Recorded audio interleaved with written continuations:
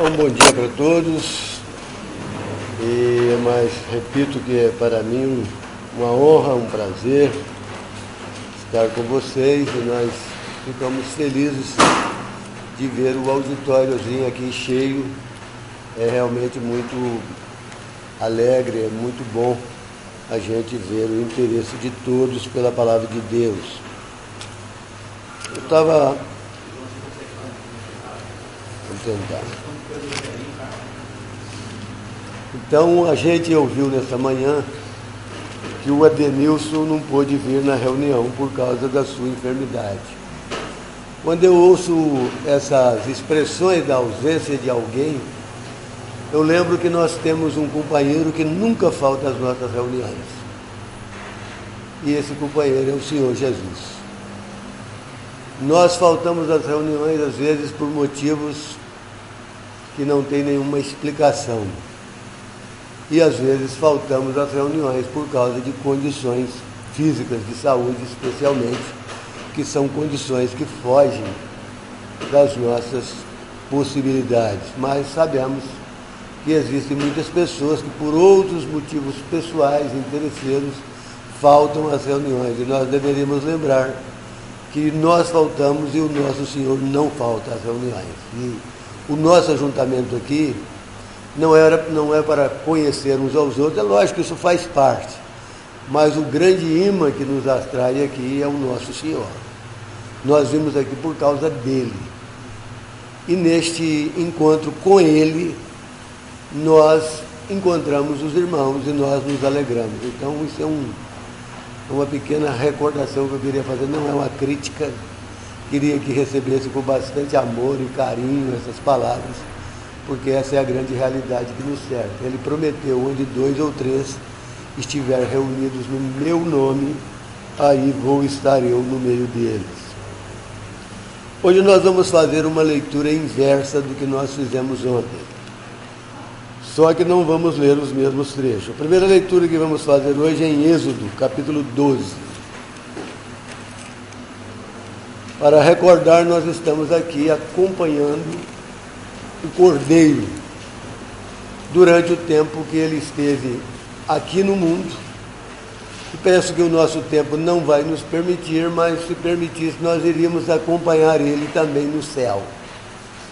E vamos ver como isso vai se desenvolver durante este tempo.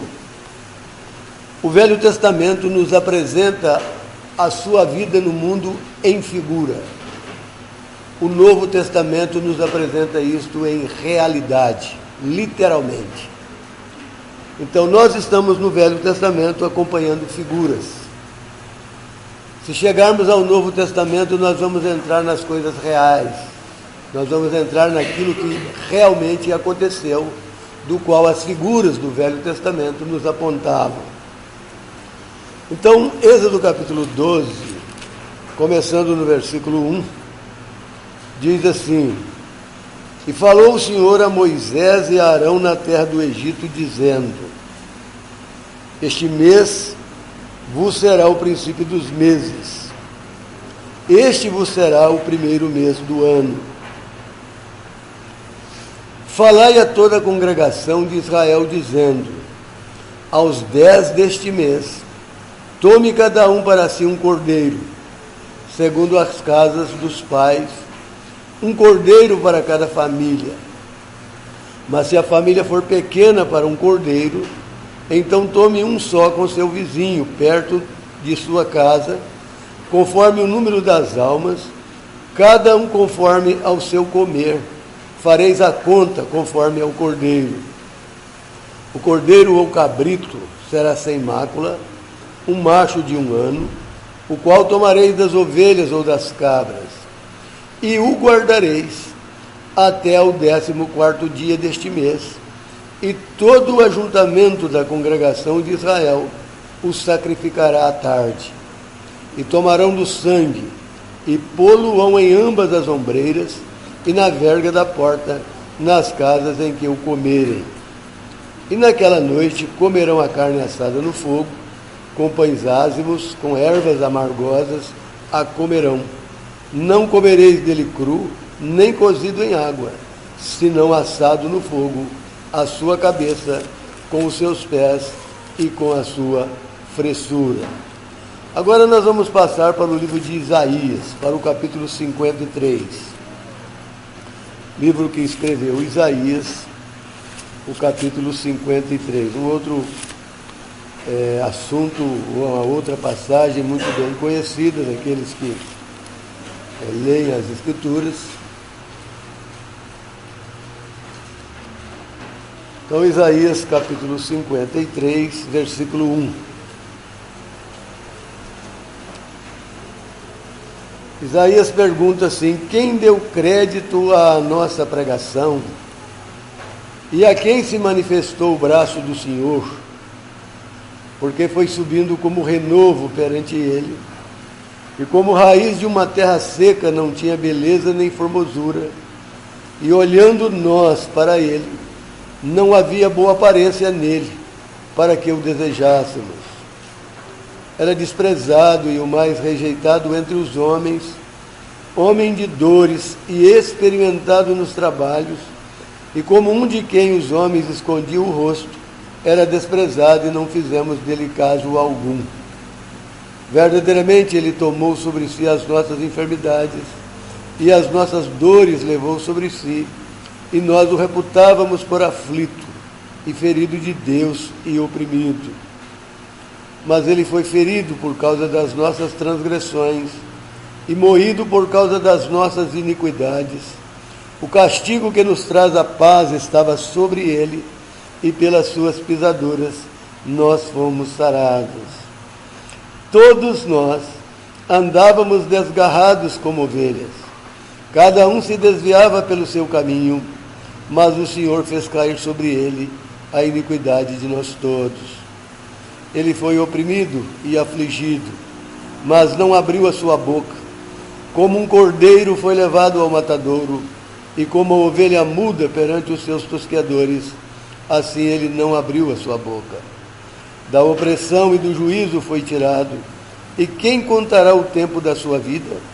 Porquanto foi cortado da terra dos viventes, pela transgressão do meu povo, ele foi atingido. E puseram a sua sepultura com os ímpios, e com o rico na sua morte, ainda que nunca cometeu injustiça, nem houve engano na sua boca. Todavia, ao Senhor agradou moê-lo, fazendo-o enfermar. Quando a sua alma se puser por expiação do pecado, verás a sua posteridade, prolongará os seus dias, e o bom prazer do Senhor prosperará na sua mão. Ele verá o fruto do trabalho da sua alma e ficará satisfeito. Com o seu conhecimento, o meu servo justo justificará a muitos, porque as iniquidades deles levará sobre si. Por isso lhe darei a parte de muitos, e com os poderosos repartirá ele o despojo, porquanto derramou a sua alma na morte, e foi contado com os transgressores, mas ele levou sobre si o pecado de muitos, e intercedeu pelos transgressores. Finalmente, 1 Pedro capítulo 1, versículo 18. Primeira epístola que Pedro escreveu, capítulo 1, versículo 18.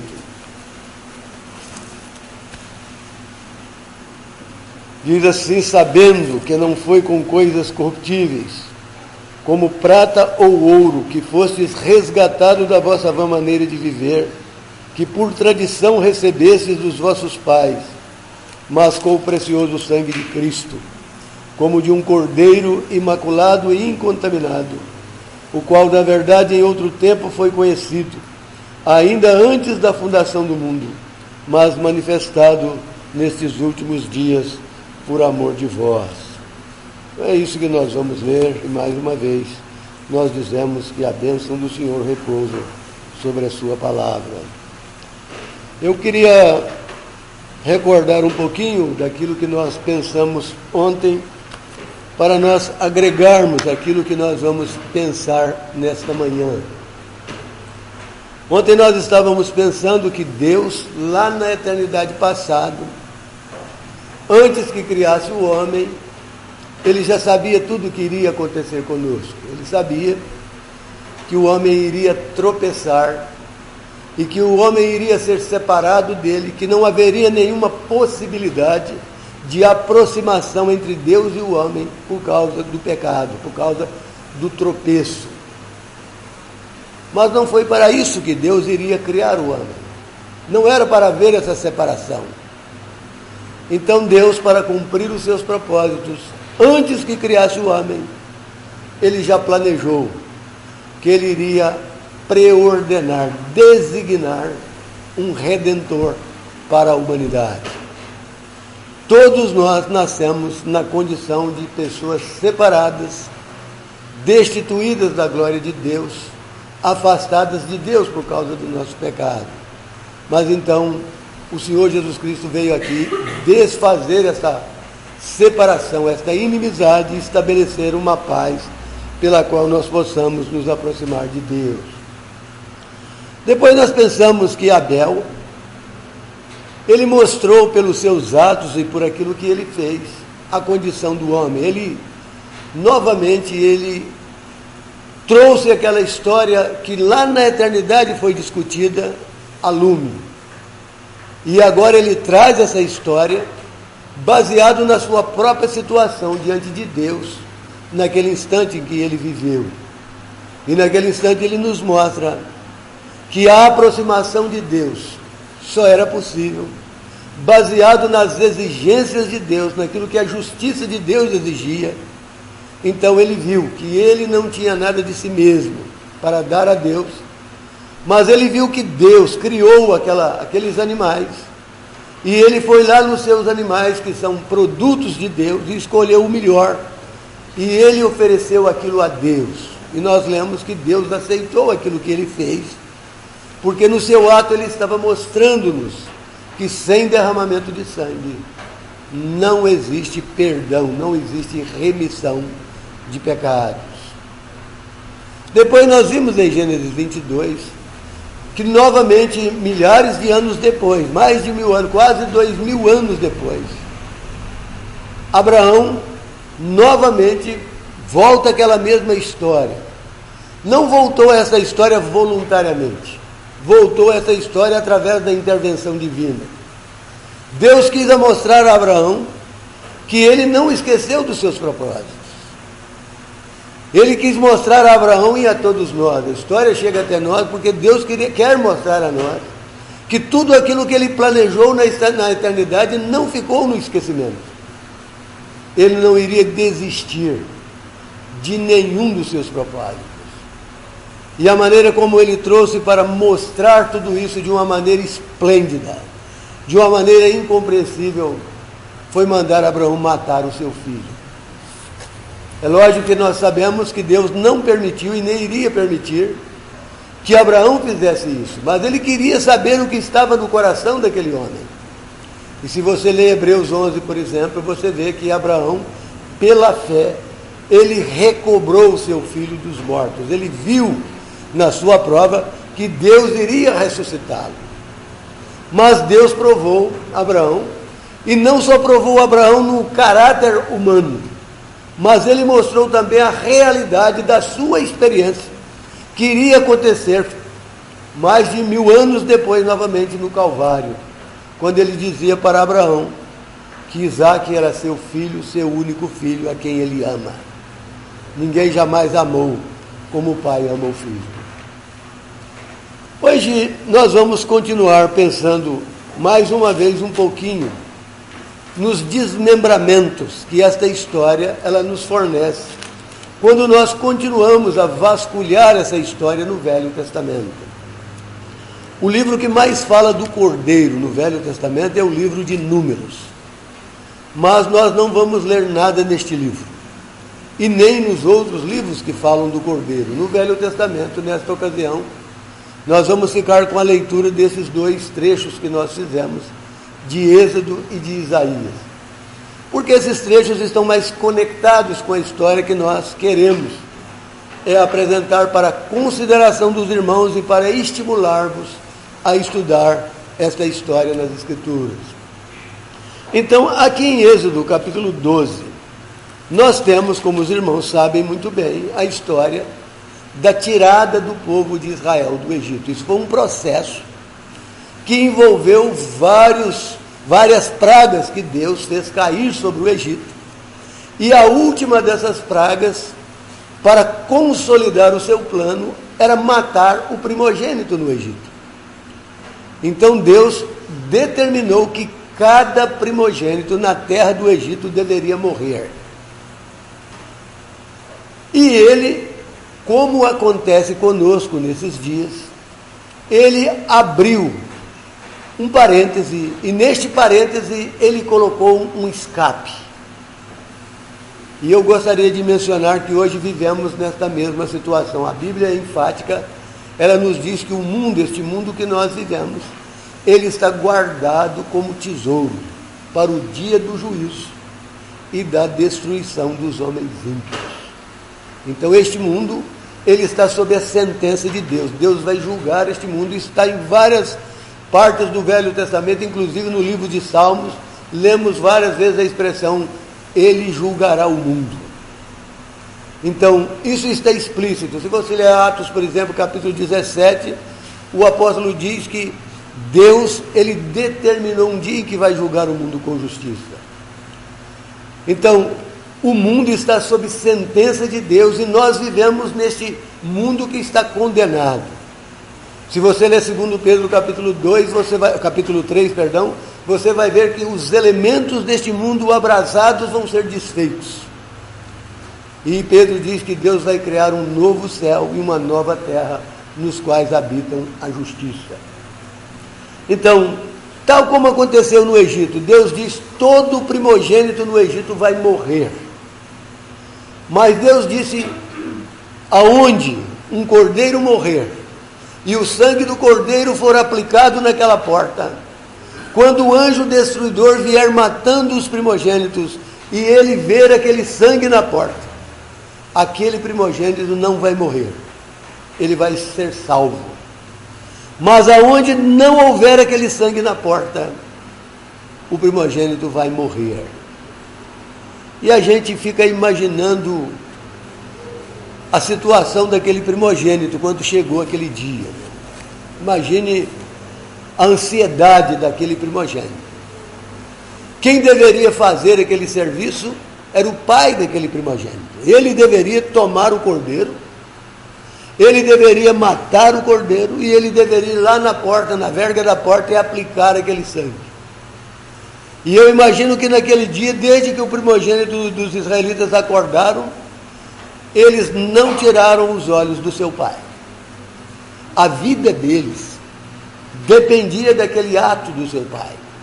Se o seu pai se recusasse de fazer aquilo, ele sabia que ele iria morrer.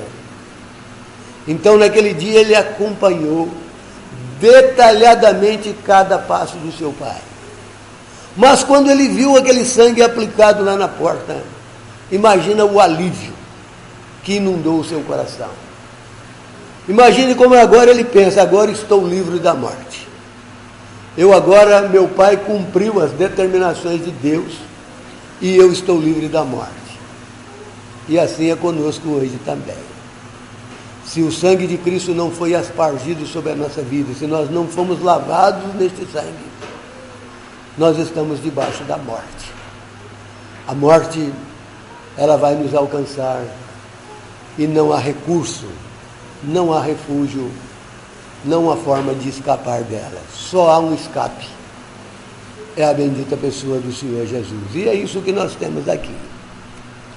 Primeiramente, para mostrar os recursos que a justiça de Deus exigia, Deus, então, nessas instruções, ele dá todos os detalhes que deveriam atender às exigências da sua justiça.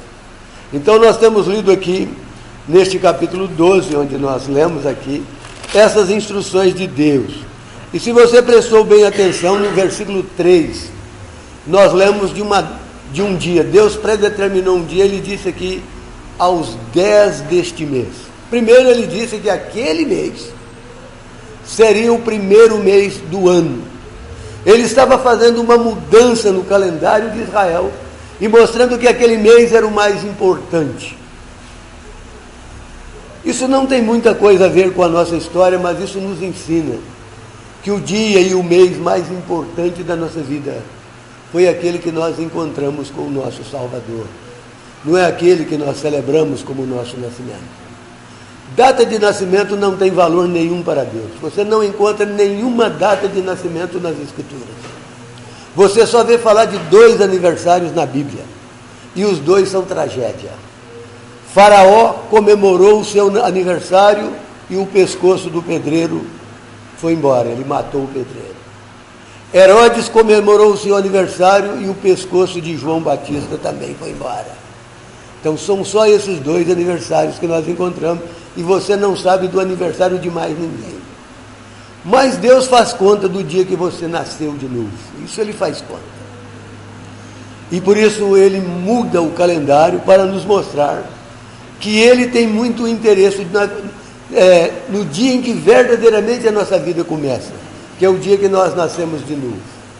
Então Ele mostra aqui para Moisés que aos 10 daquele dia eles deveriam separar um cordeiro. E nós temos lido que aquele cordeiro, no versículo 6, ele ficava guardado até o 14º dia. Por que o cordeiro iria ficar guardado 4 dias? Porque o cordeiro precisava mostrar, ele precisava ser provado, e ele precisava mostrar que nele não havia nenhuma imperfeição. Durante todo aquele tempo, aquele cordeiro guardado, ele iria mostrar se havia alguma imperfeição, alguma doença, alguma coisa que impedia que aquele cordeiro fosse o substituto do primogênito do Egito. Isso aconteceu quando o Senhor Jesus Cristo desceu a este mundo. A história dele, como temos nos evangelhos, nos mostra isto. Ele foi provado de todas as formas, de todas as maneiras, e no final da sua vida, o que aconteceu? Aquele próprio centurião, que comandou aqueles soldados que o executaram, ele teve que dizer, verdadeiramente, este homem é o Filho de Deus. Aí nós lemos nas cartas do Novo Testamento as afirmações daqueles que conviveram com o Senhor, registradas pelo Espírito Santo. Por exemplo, em 2 Coríntios 5, nós lemos, aquele que não conheceu o pecado, Deus o fez pecado por nós. Se você chega na Epístola aos Hebreus, você lê no capítulo 4, que nós temos um grande sumo sacerdote. E ele nos mostra que esse sumo sacerdote está no céu para nos ajudar, e ele nos mostra que ele pode nos ajudar, porque ele foi provado em todas as coisas como nós. Mas ele acrescenta uma pequenina frase ali, sem pecado. Sem pecado. Quando você chega na carta que Pedro escreveu, ele escreveu no capítulo 2, o qual não cometeu pecado. Quando você chega na primeira epístola de João, no capítulo 3, ele escreve, nele não existe pecado. Então, o verdadeiro Cordeiro foi provado. E o verdadeiro Cordeiro mostrou, não só que ele não tinha pecado, ele mostrou que era impossível que ele pecasse. Impossível. Mas é interessante que antes de estabelecer a data final, nós temos lido aqui no versículo 5 as características do Cordeiro. Note bem, nós lemos em versículo 5, o cordeiro ou cabrito será sem mácula. Sem mácula, sem nenhuma mancha, sem nenhuma contaminação, sem nada que pudesse desaprová-lo. Ele tinha que responder perfeitamente a todos os reclames, a todas as exigências da justiça de Deus. E o cordeiro, então, respondendo a essas exigências, ele seria oferecido. No caso do Egito, nós sabemos que o primogênito dos filhos de Israel foram poupados da morte. Foram livres da morte. Mas nós sabemos que todos os primogênitos, desde o palácio do faraó até o lar mais humilde do Egito, morreram. Por que morreram? Porque não estavam cobertos pelo preço que a justiça exigia, o preço do sangue de uma vítima incontaminada, sem mácula. É isso que nós lemos lá em 2 Pedro. Ele diz que nós não fomos resgatados do fútil procedimento que os nossos pais nos legaram com coisas vãs, com coisas como prata ou ouro. Mas ele diz, vocês foram resgatados com o precioso sangue de Cristo, como de um cordeiro, imaculado e incontaminado. Que coisa preciosa. Isso faz-nos arrepiar. Isso inunda o nosso coração, porque nós não merecemos isso. Nós não merecemos tal demonstração de amor. Nós não estamos falando aqui de pessoas como nós estamos falando do Deus que criou todas as coisas. Nós estamos falando daqui daquela pessoa que trouxe tudo à existência. Nós estamos falando daquele que, como ouvimos hoje de manhã, que sustenta todas as coisas pela palavra do seu poder. Nós estamos falando daquele que esvaziou-se a si mesmo, como ouvimos na leitura, ou como João escreveu no capítulo 13 do seu evangelho, aquele que tirou a capa de cima, aquele que vestiu a forma humana, aquele que se vestiu dessa forma para quê? Para salvar-nos. Aquele que se humilhou, como vimos, até a morte e morte de cruz. Tudo isso ele fez por causa de mim, ele fez por causa de você. Mas ele não fez simplesmente por causa de mim e de você. Ele fez por causa da perdição, que era o lugar para onde nós estávamos destinados a ir. Se você ler o capítulo 15 de 1 Coríntios, você vai ler no capítulo, versículo, se não estou enganado, 22, você vai ler que em Adão todos morrem. Esta é a sua origem e este é o seu destino. Adão é a origem de todo o ser humano. O Velho Testamento, a Bíblia é um livro de duas histórias. O Velho Testamento nos conta a história de Adão e dos seus descendentes. O Novo Testamento nos conta a história do Senhor Jesus e daqueles que nasceram pela fé nele.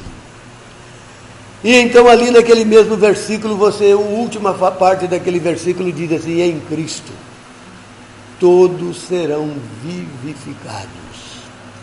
Ele veio aqui, como João escreveu no capítulo 10 do seu evangelho, ele diz, eu vim para que tenham vida e a tenham em abundância. Neste corpo, nós podemos ter vida, e temos vida, mas vida que vai findar num momento. E esta vida é cheia de altos e baixos. Nós estávamos falando do irmão, que hoje nem pôde vir à reunião por causa de enfermidades. Neste período de pandemia, nós sabemos quantas milhares de pessoas foram para a eternidade. A grande maioria nos seus pecados estão na perdição. Nós sabemos, pela palavra de Deus, que em Adão todos morrem. Se você ainda não morreu, você vai morrer. E você poderá morrer duas vezes. Se você ler Apocalipse capítulo 20, você vai ver que aqueles que não foram encontrados no livro da vida foram lançados no lago do fogo, que é a segunda morte. É por causa disto que o Senhor Jesus Cristo veio aqui. Ele poderia ter criado outras incontáveis hostes de seres para o seu gozo e para o seu bel prazer, e poderia ter mandado todos nós para aquele lugar de perdição. Mas Ele nos ama, Ele quer nos salvar, Ele quer nos levar para Ele, Ele quer nos apresentar a Ele como uma igreja gloriosa. Ele quer mostrar às hostes adversárias, aos inimigos, os resultados da sua obra. E Ele vai mostrar isso em toda a glória, em todo o seu esplendor. E Ele está chamando pecadores. para fazer parte disto. Mas antes que chamasse pecadores, ele teve que dar a sua vida por nós. O trecho que nós temos lido de Isaías começou com aquela pergunta: Senhor, quem deu crédito à nossa pregação? O Velho Testamento nunca pôde responder a esta pergunta. O Velho Testamento nunca pôde dar resposta a esta inquirição.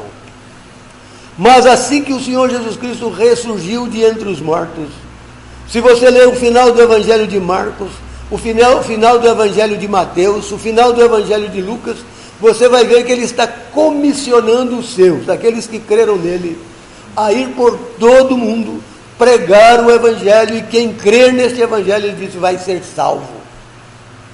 Esta mensagem só podia ser pregada depois da sua ressurreição, porque a ressurreição fala da vida. A sustentação desta pregação está baseada no fato que ele ressurgiu. E como Paulo diz em 1 Coríntios 15, se ele não tivesse ressurgido, era vã a nossa pregação, era vã a nossa fé, nós estávamos nos nossos pecados e ainda seríamos os mais miseráveis deste mundo. Mas nós damos graças a Deus, como deu Paulo, que ele ressurgiu.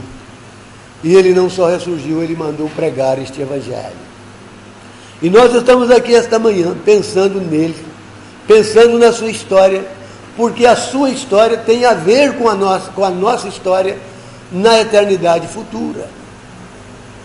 Quando você sair desta vida, você vai entrar no estado eterno. Lá não existe mais lugares, lá só existe 2 lugares, não há lugares intermediários. Ou você vai ser achado na presença de Deus, ou você vai ser achado banido da presença de Deus. Num desses 2 lugares você está, e quem vai escolher o lugar onde você está é você enquanto está aqui. É você, unicamente você, que pode fazer essa escolha. Quando você sair dessa vida, acabou a sua oportunidade. No momento que você fecha os olhos para esta vida, você vai abrir eles na eternidade, no lugar onde você vai viver eternamente. E quando você lê, por exemplo, a segunda carta de Pedro, capítulo 2, ou a carta de Judas, você vê que aquele é um lugar tenebroso, é um lugar terrível. Lá não existe luz. Talvez você nunca pensou nisso. Na eternidade, longe de Deus, não existe luz. Judas, quando fala desse lugar, ele chama ele de negrura das trevas para sempre. Pedro, quando fala desses lugares e refere-se aos anjos caídos, ele diz que Deus os guardou nas cadeias da escuridão. E este é o lugar que nós vemos bem em figuras também, no 2º versículo da Bíblia.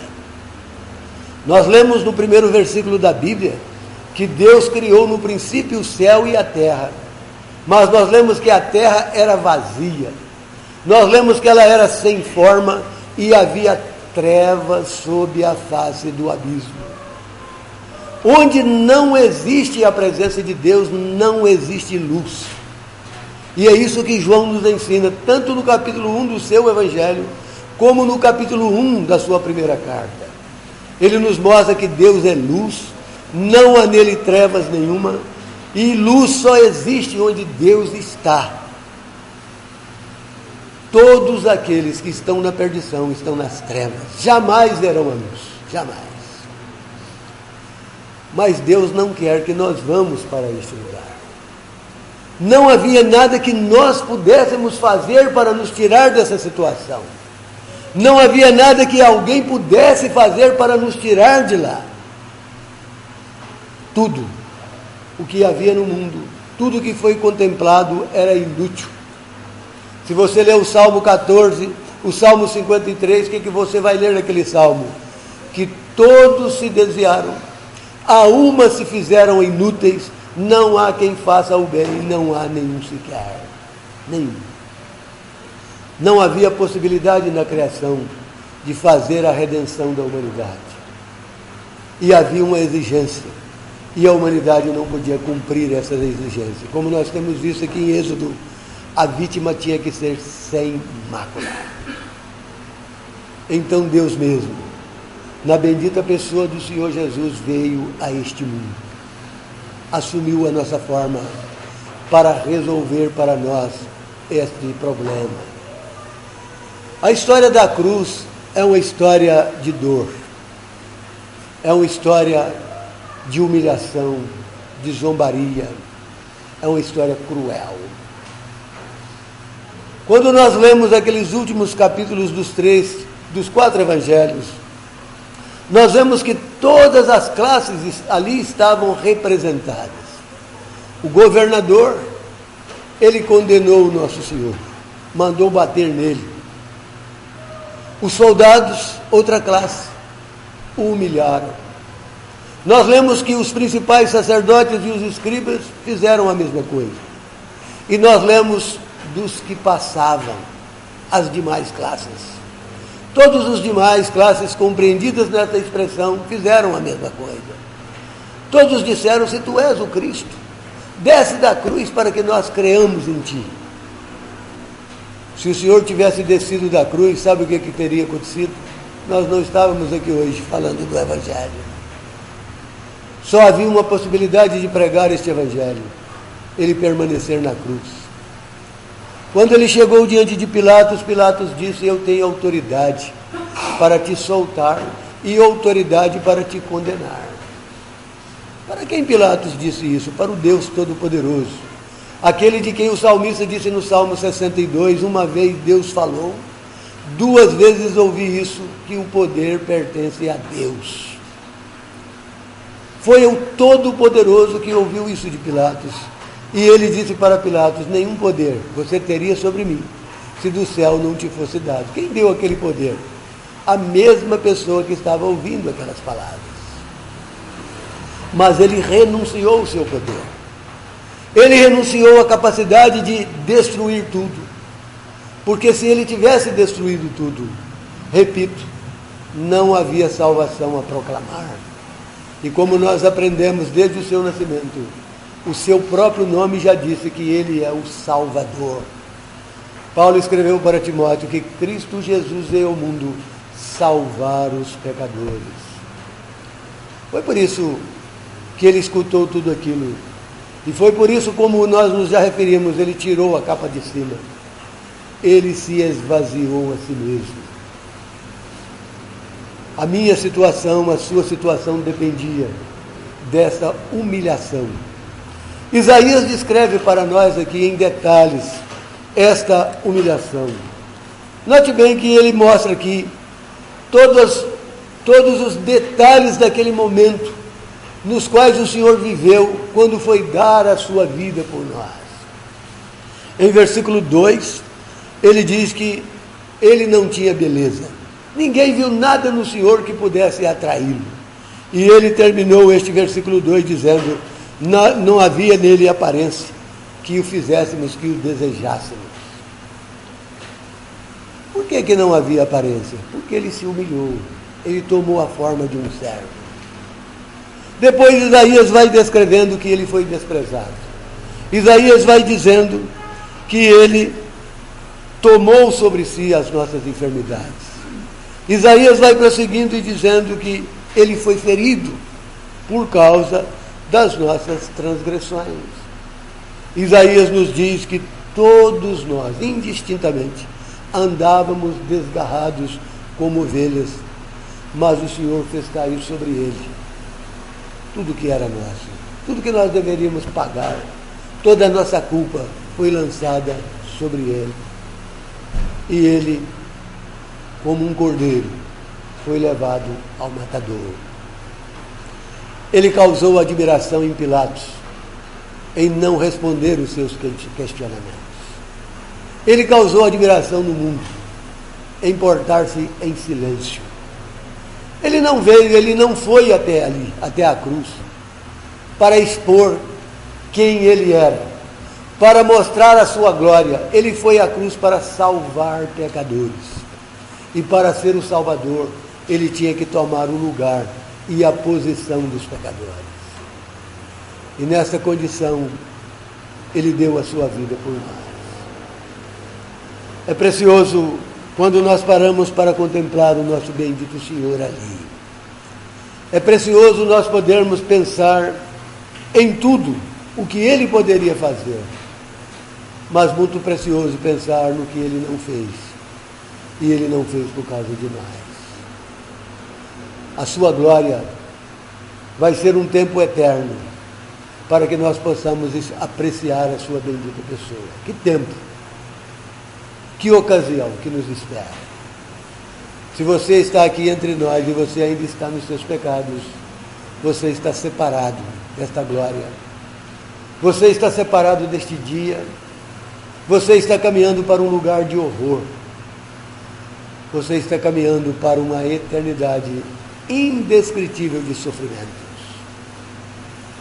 Quando nós ouvimos falar dessa palavra tragédia, ela é a minúscula expressão, ou a menor expressão que você possa imaginar, daquilo que vai acontecer na tua vida, se você sair desta vida sem Cristo.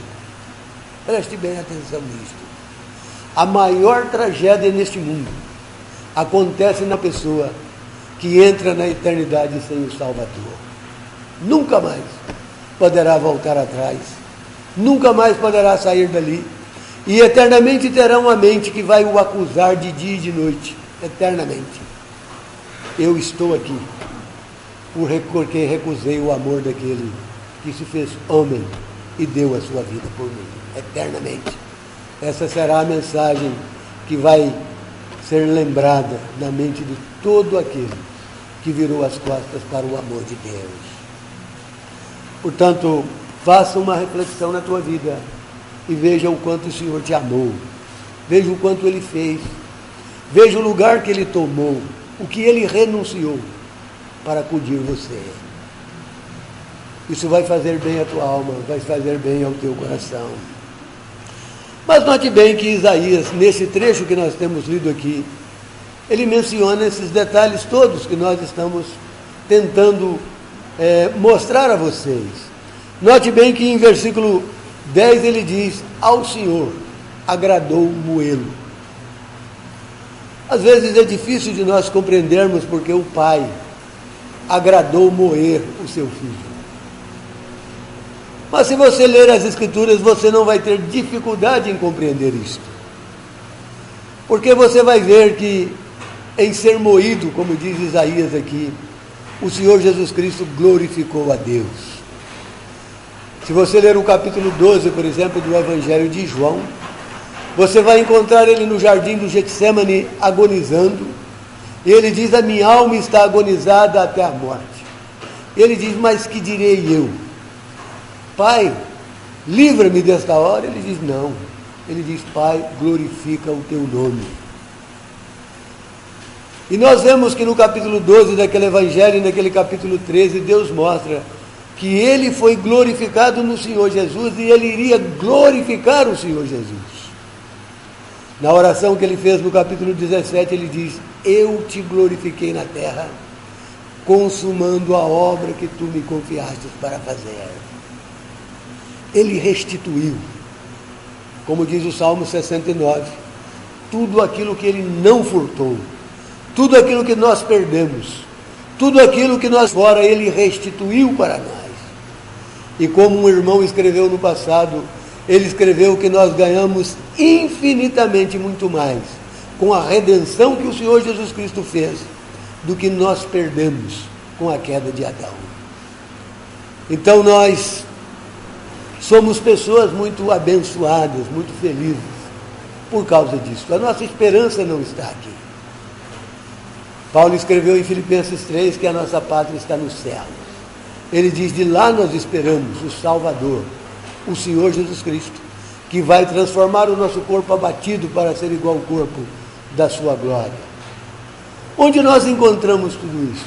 Na história do Cordeiro. Ele é o grande executor de tudo isso. Ele é que nos vivificou, como ele disse. Ele é que nos deu esta esperança. Ele é que nos motivou, nos deu essa nova razão de viver. Ele é que nos fez assim. O nosso tempo aqui acabou. Vou pedir um pequeno paciência dos irmãos, para nós só mencionarmos alguma coisinha que nós temos aqui. Verso 11 diz aqui que Deus vai ver o fruto do penoso trabalho da sua alma e vai ficar satisfeito.